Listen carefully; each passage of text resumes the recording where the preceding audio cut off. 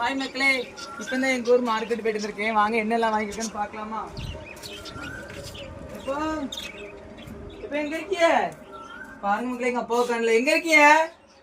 ஓ, எங்கள் அப்பா குளிச்சுட்டு இருக்காங்களா அந்த பக்கம். நான் அதுக்குள்ளே மார்க்கெட் போயிட்டு வந்துட்டேன். வாங்க நம்ம என்ன வாங்கியிருக்கேன்னு பார்ப்போமா? வாங்க மக்களே, இதில் நீங்கள் நிறைய பேர் சொல்லுவீங்க, ஏன் ஆம்பளை பையன் ஏன் மார்க்கெட்டு போகிறேன்னு நினைப்பீங்க. ஏன் ஆம்பளை பையன் போகக்கூடாதா? நான் ஒரு இது சொல்கிறேன் உங்களுக்காக, ஒரே ஒரு விஷயம் சொல்கிறேன்.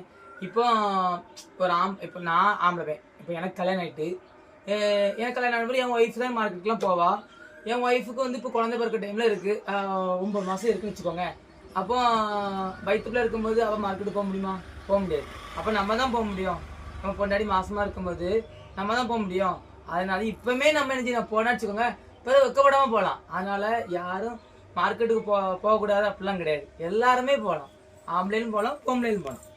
இது வீட்டுக்கு கொத்தமல்லி இருந்தேன், முட்டைகோசு, இஞ்சி. மக்கள் எங்கள் ஊரில் வந்து ரேட்டு அதிகம் தான் எனக்கு இஞ்சிக்கு. ஏன்னா இது மயிலாடி நாகர்கோவில் போனால் வச்சுக்க ரொம்ப கம்மி தான். சரிங்களா? இவ்வளோதான், இவ்வளோவுக்கு தான் 150 ரூபா.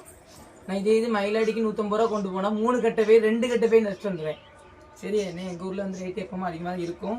இப்போதைக்கு அட்ஜஸ்ட் பண்ணுறதுக்காக வாங்கிட்டு வந்தேன்.